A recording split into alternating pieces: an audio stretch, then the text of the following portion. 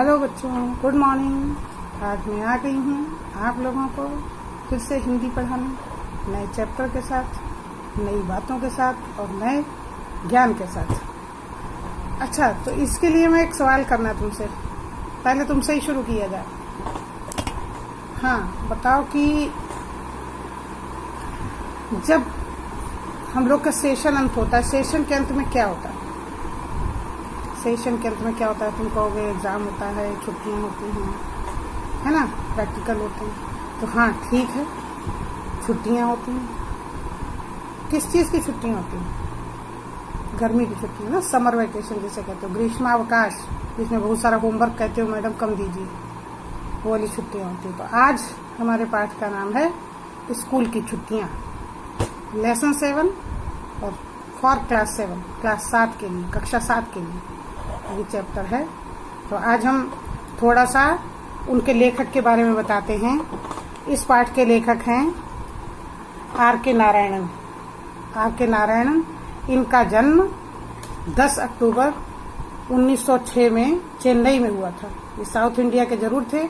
इन्होंने इंग्लिश में रचनाएं करी, लेकिन मतलब अंग्रेजी में लिखा, लेकिन उनकी बहुत सारे जो रचनाओं का अनुवाद हुआ और उनको हमारे हिंदी में भी, हिंदी सिलेबस में भी सम्मिलित किया गया है। उनके उपन्यास के अंशों का और कहानी के, मतलब लिखी हुई कहानियों के को हमारे सिलेबस में भी सम्मिलित किया गया है। लेकिन ये मुख्य रूप से अंग्रेजी के लेखक थे। इनके पिता एक स्कूल के हेडमास्टर थे और इनके छोटे भाई R.K. लक्ष्मण पहले तो स्कूल टीचर बने, लेकिन बाद में लेखक बनने की खातिर इन्होंने स्कूल टीचर की नौकरी छोड़ दी और उन्होंने एक नावल लिखा, उन्होंने एक उपन्यास लिखा, स्वामी एंड हिज फ्रेंड्स। तो इस नावल में एक जगह का नाम था मालगुड़ी डेज। मालगुड़ी डेज वहाँ एक प्रसिद्ध जगह थी उस नावल में, जैसे जगह का नाम होता है किसी कहानी में, तो वैसे मालगुड़ी डेज था। तो बाद में इस मालगुड़ी डेज पे ही, इसी उपन्यास पे एक धारावाहिक बना जिसका नाम था Malgudi days, story of Malgudi days या कुछ ऐसे करके। ये बहुत प्रसिद्ध धारावाहिक रहा हिंदी टीवी सीरियल में। और इसके बाद इन्होंने एक बार 1989 में इन्हें राज्यसभा का सदस्य भी मनोनीत किया गया और इन्हें बहुत सारे पुरस्कार भी मिले। हिंदी साहित्य अकादमी पुरस्कार, पद्म भूषण, पद्म विभूषण इत्यादि बहुत सारे पुरस्कारों से इन्हें नवाजा गया, क्योंकि ये वास्तव में बहुत बड़े साहित्यकार थे। और इसीलिए हमारे सिलेबस में इनकी कहानियाँ, तुम्हारे सिलेबस में हम लोग पढ़ते हैं इनकी कहानियाँ। इंग्लिश में भी तुम लोगों ने इनकी कहानियाँ पढ़ी होंगी, इनका साहित्य पढ़ा होगा। लेकिन इन महान साहित्यकार का देहांत 13 मई 2001 में इनका देहांत हुआ था। तो अब हम अपनी कहानी पे आते हैं, स्कूल की छुट्टियां। तो यही पात्र स्वामीनाथन, इस पात्र के मतलब इसमें पात्र है, मुख्य पात्र स्वामीनाथन है। और कहानी की शुरुआत होती है कि स्वामीनाथन की परीक्षा होने वाली है, अप्रैल का महीना है और परीक्षा होने वाली है। और पिताजी बार बार स्वामीनाथन को टोकते हैं कि परीक्षा की तैयारी करो, परीक्षा की तैयारी करो। वो जब भी देखो, अगर वो दादी के पास जाता है तो उससे कहा जाता है कि दादी तो तुम्हें बाद में भी मिल जाएंगी, इसलिए तुम पहले परीक्षा कर लो। दादी तुम्हारा इंतजार कर सकती है, लेकिन परीक्षाएं तुम्हारा इंतजार नहीं करेंगी, पढ़ाई तुम्हारा इंतजार नहीं करेगी। अगर वो माता से गपशप करता है, माँ से बोलता है, तो भी पिताजी टोक देते हैं। तो स्वामीनाथन को बड़ी चिढ़ होती है और वो सोचता है कि क्यों हमेशा, पिताजी का मिजाज बहुत खराब हो गया, मतलब उनका मतलब ये मिजाज, मतलब उनका आदत बहुत खराब हो गई, चिड़चिड़े हो गए। लेकिन जब वो हमेशा कहते हैं जल्दी सो जाओ, तुम्हें सुबह उठना है, ये चीज़ उनके साथ चलती रहती है। और स्वामीनाथन को बड़ा बुरा लगता है, बेकार, मतलब उससे लगता है कि क्यों ऐसे पिताजी बोलते रहते हैं। एक दिन चिढ़ करके, परेशान होकर पिताजी की बातों से स्वामीनाथन बोला कि आप मेरी परीक्षाओं को लेकर इतना परेशान क्यों हैं? तब पिताजी बोले कि बेटा मैं परेशान इसलिए हूँ कि कहीं तुम फेल ना हो जाओ, और अगर फेल हो गए तो स्वामीनाथन ने कहा मैं फेल नहीं हो सकता। तब उन्होंने कहा कि तुम फेल तभी इसी शर्त पे नहीं होगे कि जब तुम सभी प्रश्नों के सही से उत्तर दोगे, और तुम प्रश्नों के उत्तर सही तभी से दे पाओगे जब तुम उनको अच्छे से लिखोगे, याद करोगे और परीक्षा में लिखोगे। तो स्वामीनाथन सोच में पड़ गया। फिर वो उसने पिताजी ने समझाया कि अगर ऐसा ना हो कि कहीं तुम फेल हो गए, तो स्वामीनाथन को थोड़ा बुरा लगा, लेकिन तब तो बोल दिया मैं फेल नहीं हो सकता। लेकिन तब पिताजी ने कहा अगर कल्पना करो कि तुम्हारे जो सहपाठी हैं, साथी हैं, वो तुम्हारी परीक्षा में पास होकर आगे निकल गए तो क्या होगा।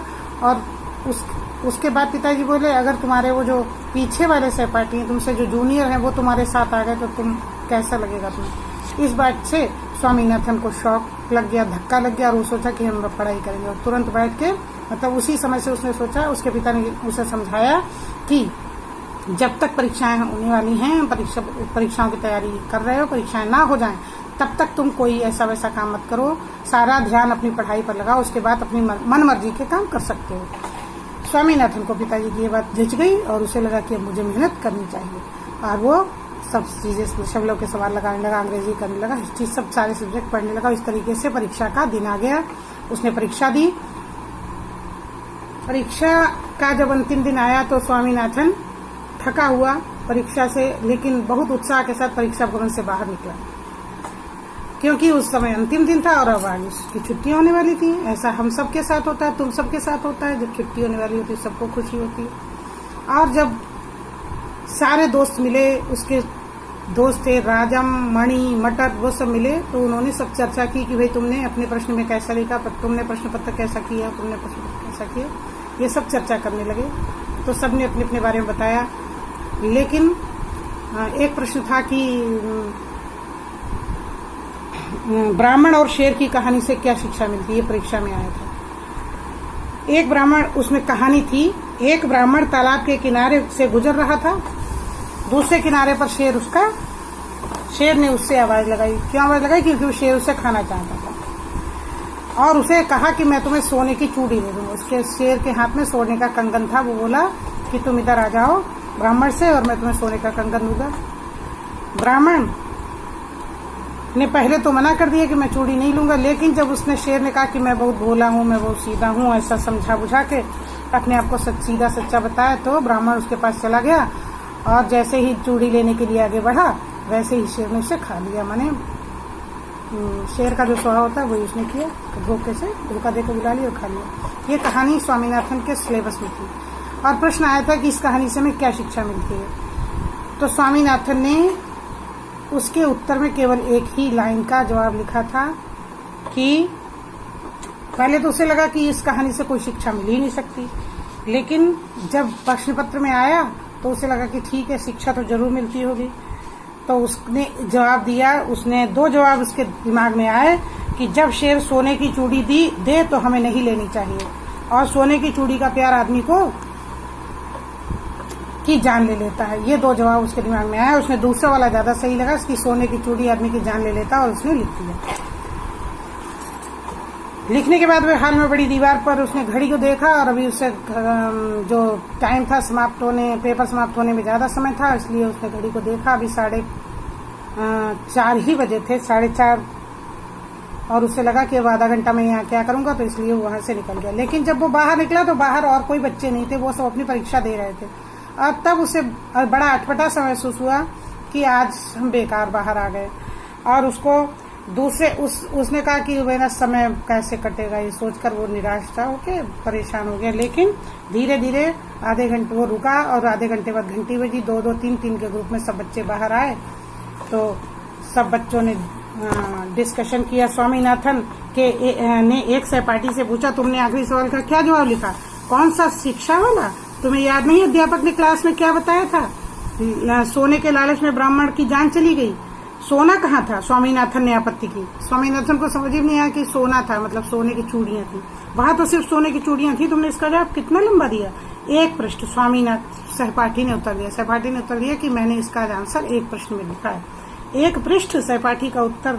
स्वामीनाथन को यह उत्तर अच्छा नहीं लगा, क्योंकि स्वामीनाथन तो एक लाइन ही लिख के आया था। उसने सिर्फ एक पंक्ति लिखी थी। क्या तुम्हें इतना लंबा जवाब लिखना चाहिए था? थोड़ी देर बाद उसे राजम और शंकर मिले। हाँ भाई, तुम लोगों को पेपर कैसा लगा? तुम्हें कैसा लगा? शंकर ने पूछा। बुरा नहीं था, स्वामीनाथन ने कहा। मुझे तमिल से डर लग रहा था, राजम ने कहा। अब लगता है मैं बच गया, पास होने लायक नंबर तो आ ही जाएंगे। ये दोस्तों की बातचीत है। नहीं, ज्यादा मिलेंगे, ए क्लास, शंकर बोला कि हाँ मुझे तो ए वाले नंबर मिल जाएंगे, ए क्लास। अरे सुनो, स्वामीनाथन कहने लगा, एक बेवकूफ ने शिक्षा वाले सवाल में के जवाब में एक पूरा पृष्ठ लिख डाला है। मैंने तो 3/4 पृष्ठ ही भरा है, राजम बोला।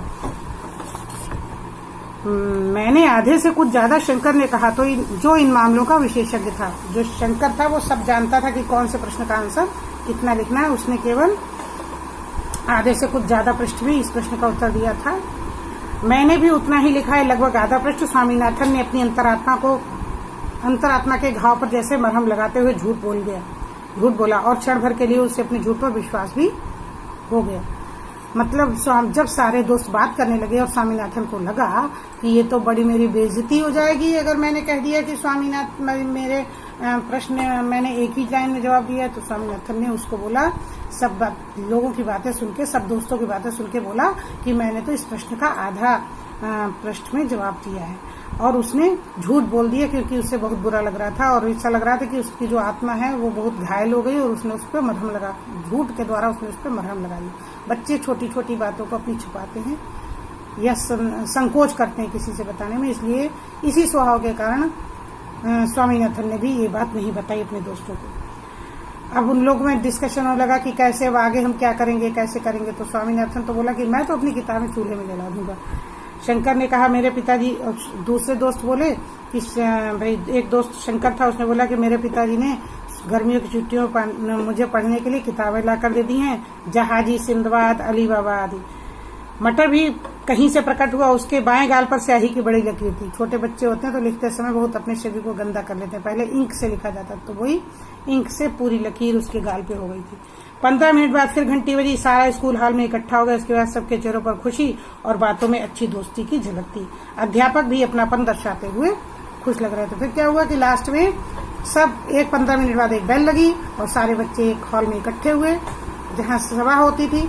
वहां पे सब बच्चे एक दूसरे से दोस्ती का भाव प्रदर्शित कर रहे थे और शिक्षक भी बहुत अच्छे से अपनापन दिखा रहे थे। और वहां पे सब कुछ सारे लोग इकट्ठे होकर लाइनों में लग के, जब बच्चे चुप शांत हो गए तो प्रधानाचार्य ने एक भाषण दिया, छोटा सा स्पीच दी कि भाई ठीक है, अब आज से स्कूल बंद है, अगले 20 जून को स्कूल ओपन होगा, तुम लोग आना, लेकिन इस बीच में बच्चे अपना समय बर्बाद नहीं करेंगे, वे कहानियों की किताबें पढ़ते रहेंगे और साथ साथ अपने आगे की जो कक्षाएं हैं उनके लिए भी, उन पर भी नजर डालते रहेंगे। और मुझे उम्मीद है कि सारे बच्चे परीक्षा पास करके अगली कक्षा में पहुंच जाएंगे। इस तरीके से उन्होंने छुट्टी की घोषणा कर दी। जैसे ही छुट्टी हुई, बच्चों में बहुत उत्साह हो गया और बच्चे कूदते, उछलते, शोर मचाते बाहर निकले। और बाहर निकलने में उन्होंने गेट पे आके हंगामा शुरू कर दिया। जिस तरीके का उत्साह था उससे बच्चों ने हंगामा किया। और हंगामे में एक सिंगाराम नाम का जो गेट कीपर था, जैसे तुम्हारे गार्ड खड़े रहते हैं, तो उनके यहाँ एक गार्ड था सिंगाराम। तो बच्चे उत्साह में बोले, कोई स्याही की बोतल किसी ने फेंक दी, किसी ने कुछ तोड़ दिया अपना सामान। इस तरीके से बच्चे हंगामा करे खूब ये कर रहे थे। और उधर से सिंगाराम नाम का एक सिपाही गुजरा, तो उसने कोई बोला कि इन्हें लड़कों को गिरफ्तार कर लो, एक कोई लड़का बोला, लेकिन वो तो चला गया। लेकिन एक लड़का बोला, उन्हीं में से एक दोस्त बोला उनका कि लाओ मैं सिंगाराम की पगड़ी रंग दूं। स्कूल का चपरासी जो सिंगाराम था वो वहीं बैठा था। मणि बोला कि हम लाओ सिंगाराम की पगड़ी रंग देते हैं। सिंगाराम के कान में जब ये भरने पड़ी तो सिंगाराम डंडा लेकर दौड़ा और सारे बच्चों को इधर उधर कर दिया। यही लास्ट सीन था कहानी का। और ये R.K. नारायण द्वारा रचित मनी क्या नाम था इसका, स्वामी एंड हिज फ्रेंड्स का ये भाग है, वहीं से संकलित है। इस कहानी का इसी तरीके से अंत होता है। इस कहानी को आप शायद समझ गए होंगे। धन्यवाद, बाय।